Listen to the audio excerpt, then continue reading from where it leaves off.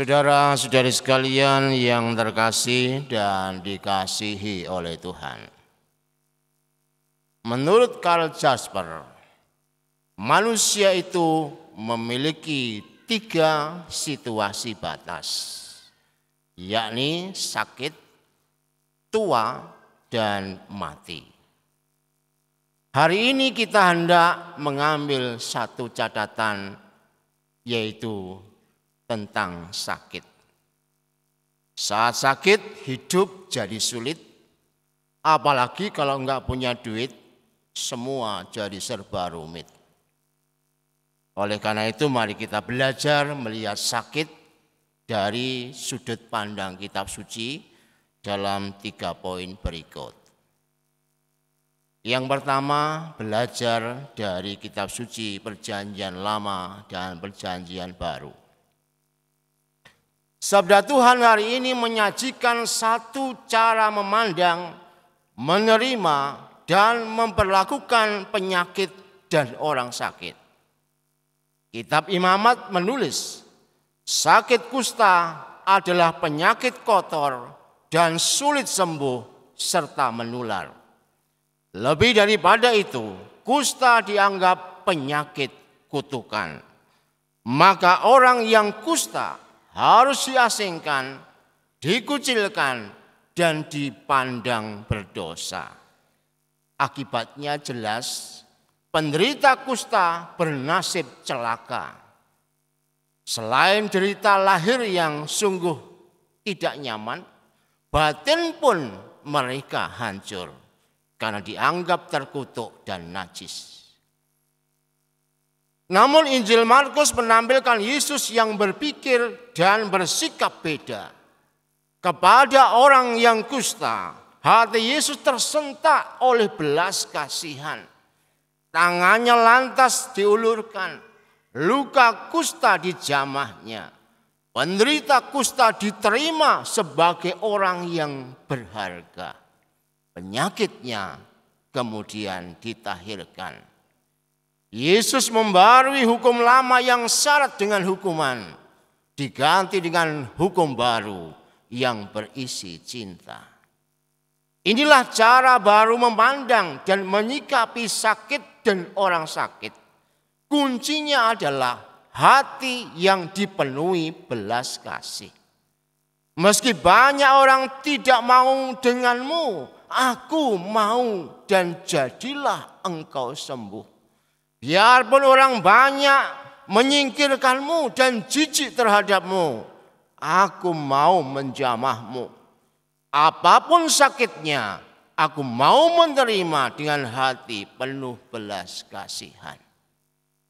Itulah tindakan Tuhan yang dibandingkan dengan hukum manusiawi yang kita terima pada pagi hari ini. Sekarang mari kita masuk ke poin yang kedua. Hidup sebagai penyembuh sesama. Mari kita lihat kecenderungan manusiawi kita. Saya memberi contoh yang kecil. Siapa dari antara kalian yang suka menjadi tua?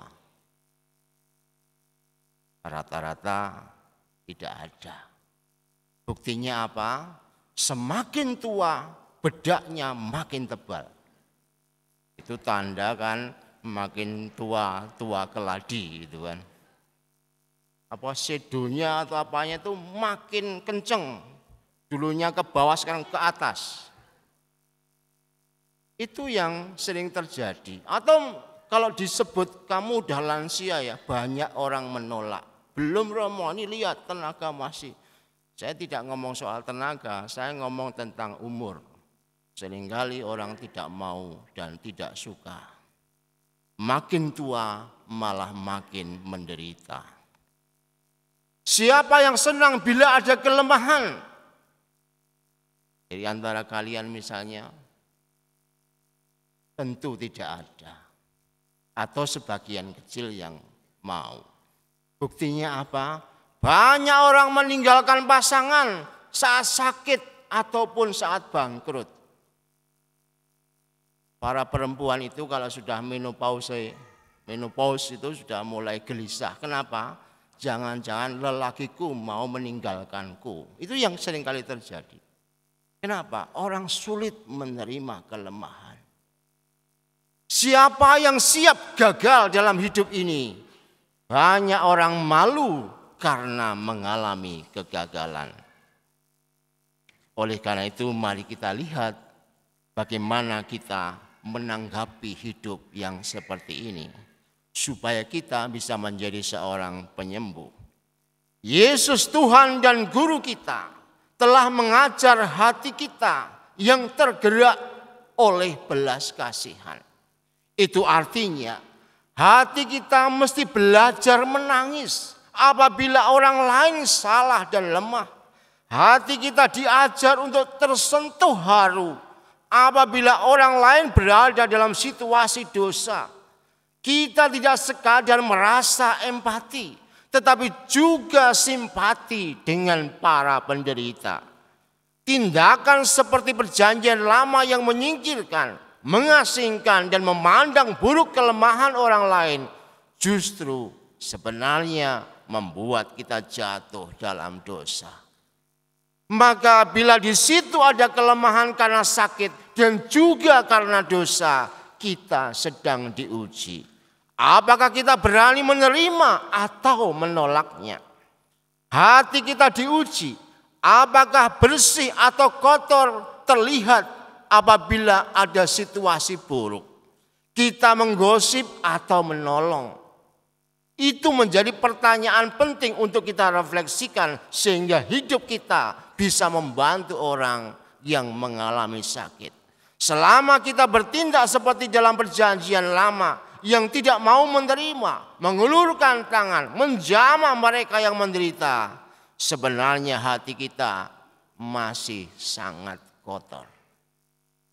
Oleh karena itu, sabda Tuhan hari ini menjadi sebuah catatan penting bagaimana kita semua merefleksikan tentang sakit dan orang sakit, dan bagaimana kita semua bisa membuat orang lain yang menderita itu justru mengalami kesembuhan karena penerimaan hati kita, yang kuncinya adalah hati yang berbelas kasih.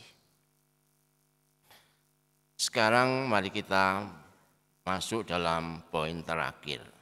Iman yang menyembuhkan diri sendiri. Orang kusta tadi menyadari kustanya dan datang kepada Yesus.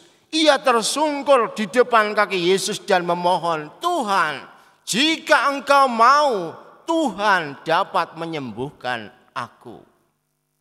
Inilah sikap rendah hati yang luar biasa. Ia sadar akan dirinya yang lemah. Ia mengalami beban derita lahir maupun batin. Lantas tersungkur memohon belas kasih dari Tuhan. Perlu diingat dalam konteks yang jauh, kusta juga lambang dosa yang kita miliki, dan itulah yang kemudian sulit untuk disembuhkan. Kusta adalah lambang dosa kita yang seringkali menjijikkan. Sebagaimana orang kusta tadi, kita sadar akan diri kita yang berdosa dan terdorong untuk datang kepada Tuhan. Percaya bahwa ketika Tuhan mau, semuanya bisa dipulihkan. Acap kali kita ini sombong dan ragu-ragu terhadap pengampunan Tuhan. Tak jarang terjadi, kita memiliki kerendahan hati yang salah. Merasa dosanya itu sungguh besar, maka dia mengatakan, "Aku tidak pantas untuk datang kepada Tuhan." Maka kemudian orang tidak berdoa lagi. Atau bisa terjadi orang kecewa karena banyaknya sakit yang diderita, lantas mengatakan Tuhan tidak ada gunanya, dan kemudian orang tidak berdoa lagi, menganggap bahwa semua doa itu adalah percuma. Hari ini kita diajak untuk melihat Tuhan yang mau mengulurkan tangan, menjamah dan menyembuhkan orang kusta, dan itu berarti mau datang untuk menjamah dosa kita. Maka semakin kita berdosa, semakin kita diundang datang kepada Tuhan. makin susah hidup kita, mungkin karena sakit fisik ataupun sakit psikis, makin kita berseru kepada Tuhan. Disinilah kita dapat melihat hanya oleh iman yang kuat kita bisa menembus keterbatasan hidup kita yang mengalami kelemahan ataupun sakit. Manakala iman itu sungguh nyata dalam hidup kita dan mempercayakan seluruhnya hanya kepada Tuhan, disitulah sebenarnya orang sedang berada dalam keterbatasan, tetapi ia berada dalam kekuatan Allah. Semoga lewat sabda Tuhan hari ini kita bisa memperlakukan orang lain secara benar dan juga bisa memperlakukan diri sendiri secara benar pula, sehingga kemudian kita sungguh-sungguh memiliki hati penuh belas kasih sebagaimana hati Allah sendiri. Tuhan memberkati.